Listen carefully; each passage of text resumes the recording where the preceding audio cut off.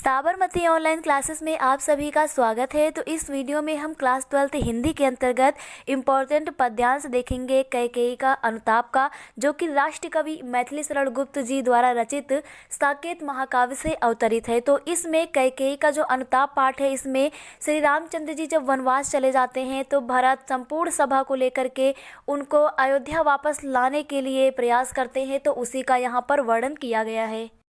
तो श्री रामचंद्र जी की कुटी पंचवटी के सामने संपूर्ण सभा का आयोजन किया गया है। भरत, कैकेयी सहित सभी ग्रामवासी जो अयोध्या से आए हुए हैं वो यहाँ पर बैठे हुए हैं। तो यहाँ पर देखते हैं कि तदंतर बैठी सभा उटज के आगे। तदंतर का मतलब इसके पश्चात, यानी अयोध्या वासी जो है वो पंचवटी पहुँच गए हैं। इसके पश्चात बैठी मतलब लगाई गई है, सभा का आयोजन किया गया है। उटज के आगे, उटज मीन्स होता है कुटी। तो तदंतर बैठी सभा उटज के आगे कि इसके पश्चात जो संपूर्ण सभा है वो श्री रामचंद्र जी की कुटी पंचवटी के सामने बैठी हुई है। नीले वितान के तले, जिसे देखकर ऐसा लग रहा है कि नीले वितान के तले, नीले आकाश के तले नीचे दीप बहुजागे, यानी बहुत सारे दीप जगमगा रहे हैं। तो यहाँ पर जो गणमान्य ऋषि मौजूद हैं उनको देख करके ऐसा लग रहा है कि इस नीले मंडप के नीचे, नीले आकाश के नीचे बहुत सारे दीप यहाँ जगमगाने के लिए उपस्थित हो गए हैं। टकटकी लगाए नयन सुरों के थे वे, परिणाम उत्सुक उन भयातुरों के थे वे। टकटकी लगा करके, यानी एकदम से टकटकी लगा करके नयन जो नेत्र थे किसके, सुरों के, देवताओं के। जो देवताओं के नेत्र थे वो टकटकी लगाए हुए थे। किस लिए? परिणाम उत्सुक, यानी परिणाम को, हल को जानने के लिए उत्सुक थे उन भयातुरों के। साथ ही साथ वो भयातुर भी थे, यानी कि डरे हुए भी थे। डरे हुए इसलिए थे क्योंकि उन्हें ऐसा लग रहा था कि अगर श्री रामचंद्र जी भरत का कथन मान करके भाव विभोर होकर के अयोध्या लौट जाएंगे तो फिर रावण का संहार कैसे होगा, तो इसलिए वो डरे हुए भी थे। उत्फुल्ल करौंदी कुंज वायु रह रह कर करती थी सबको पुलक पूर्ण मह मह कर। तो यहाँ पर कहा गया है कि वहाँ का जो प्राकृतिक सौंदर्य है उसका वर्णन करते हुए कहा गया, उत्फुल्ल करौंदी, जो करौंदी का कुंज है, यानी कि करौंदी का जो पेड़ है उसमें पुष्प लगे हुए थे, और वायु रह रह कर, और धीरे धीरे से उसके मंद से वायु गुजर करके वहाँ पर क्या कर रही थी, करती थी सबको पुलक पूर्ण, वह सबको पुलकित कर रही थी, मह मह कर यानी सुगंधित होकर के। तो वहाँ पर जो खिले हुए पुष्प थे करौंदे में, उनके बीच से वायु गुजर करके शीतल और सुगंधित पवन के माध्यम से वहाँ उपस्थित सभी लोगों को पुलकित कर रही थी। वह चंद्रलोक था कहाँ चांदनी वैसी, प्रभु बोले गिरा गंभीर नीरनिधि जैसे। वह चंद्रलोक था, कवि यहाँ पर कह रहे हैं मैथिली शरण गुप्त जी कि वह चंद्रलोक था, वहाँ के जैसे चांदनी अन्य और कहीं नहीं है। तो ऐसी मनोहर चांदनी वहाँ छिटक रही थी जो अन्य कहीं मिलना दुर्लभ है। प्रभु बोले गिरा गंभीर नीरनिधि जैसे। प्रभु बोले मतलब श्री रामचंद्र जी बोले, गिरा गंभीर, गिरा मतलब होता है स्वर, यानी गंभीर स्वर में। किस तरह से? नीर निधि जैसे, यानी सागर के समान। तो सागर के सदृश अति गंभीर स्वर में श्री रामचंद्र जी ने बोलना प्रारंभ किया। सेकंड देखते हैं, हे भरत भद्र अब कहो अभिषिप्त अपना, सब सजग हो गए भंग हुआ जेव सपना।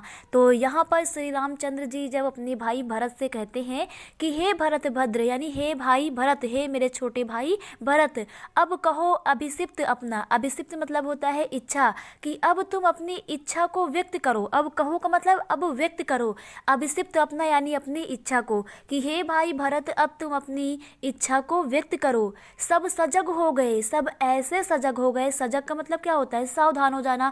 तो सब सावधान हो गए, भंग हुआ जो सपना, जैसे उनका भंग हो गया हो, टूट गया हो सपना, जैसे उनका कोई सपना जो है वो टूट गया हो।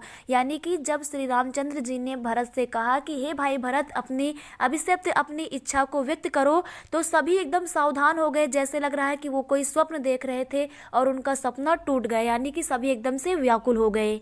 हे आर्य रहा क्या भरत अभिषिप्त अब भी, मिल गया अकंटक राज्य उसे जब तब भी। तो अब यहाँ पर भरत कहते हैं कि हे आर्य, कि हे भाई, रहा क्या भरत अभिषिप्त अब भी, क्या अब भी कोई भरत का अभिषिप्त यानी कि कोई इच्छा रह गई है, क्या अब भी मेरी कोई इच्छा होगी। मिल गया अकंटक राज्य उसे जब तब भी, मिल गया जबकि मिल गया अकंटक, अकंटक मीन्स होता है बाधा रहित राज्य, जबकि मुझे बाधा रहित राज्य मिल गया है तब भी क्या मेरी कोई शेष इच्छा रह गई होगी। पाया तुमने तरु तले अरण्य बसेरा, रह गया अभिषिप्त शेष तदपि क्या मेरा।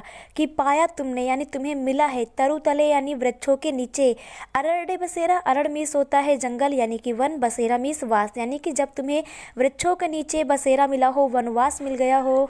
रह गया अभिषिप्त शेष तदपि क्या मेरा, तदपि माने तब भी, क्या तब भी कोई अभिषिप्त यानी कोई इच्छा शेष रह गई होगी मेरी, क्या अब भी मेरी कोई इच्छा बची रही होगी।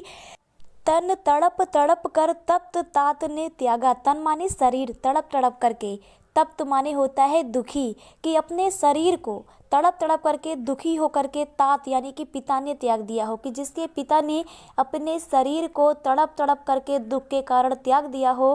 क्या रहा अभिषिप्त, क्या अब भी कोई इच्छा रह गई होगी।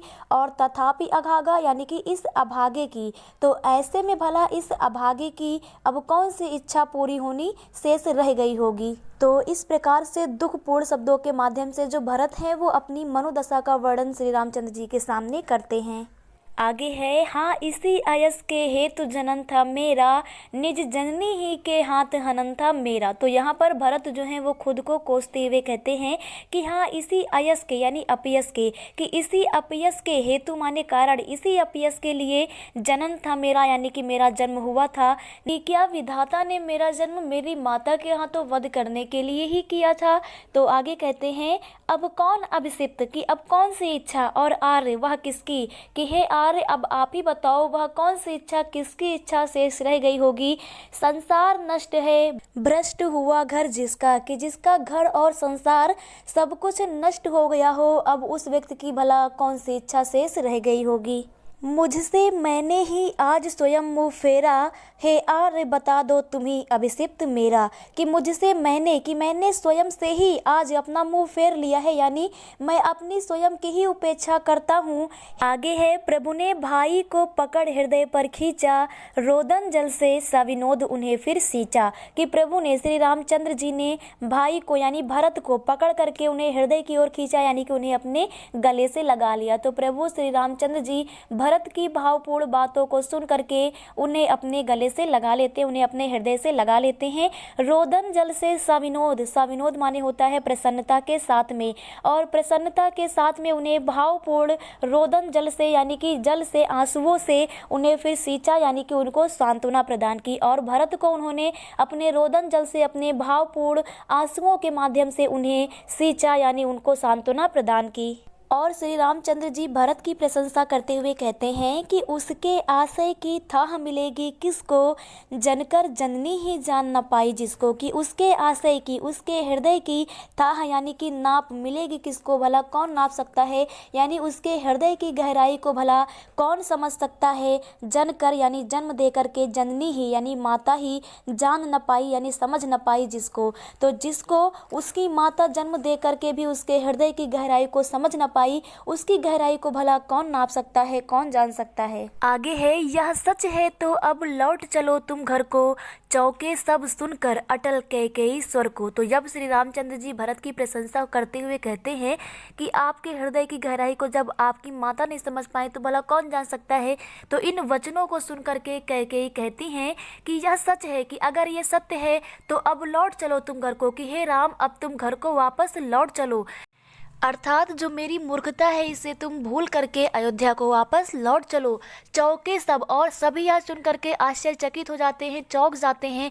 अटल कैकेयी स्वर को, कैकेयी के इन वचनों को सुन करके वहाँ पर उपस्थित सभी सभा में सभागण जो है वो चौंक जाते हैं। आगे है, सबने रानी की ओर अचानक देखा, वैधव्य तुषारा व्रता यथा विदु लेखा। कि सबने रानी की ओर अचानक देखा, यानी कि कैकेयी के वचनों को सुन करके सभी विस्मित होकर के, चौंक करके अचानक रानी कैकेयी की ओर देखते हैं। वैधव्य तुषारा व्रता, वैधव्य यानी कि विधवा वस्त्रों में विधवा रूप धारण करते हुए, तुषारा व्रता यानी कि सफ़ेद वस्त्रों को धारण करते हुए, विधवा अवस्था में सफ़ेद वस्त्रों को धारण करते हुए कैकेयी ऐसे प्रतीत हो रही है है यथा विधुलेखा, यथा माने जैसे कि, विधुलेखा, विधुलेखा कोहरे ने चांदनी को ढक लिया हो। तो श्वेत वस्त्रों में कैकेयी ऐसी प्रतीत हो रही थी जैसे कि किसी कोहरे ने चांदनी को ढक रखा हो। बैठी थी अचल, वह अचल बैठी थी, अचल माने होता है स्थिर, शांत बैठी थी।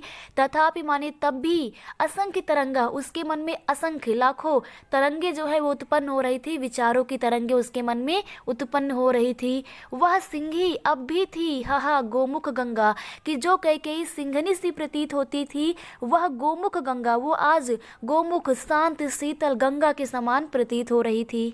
तो यहाँ तक का अर्थ आप लोगों को क्लियर हो गया होगा। ये हमारा पार्ट 1 है कैकेयी का अनुताप का। इसके आगे को हम सेकंड पार्ट में कवर करेंगे। Thank you.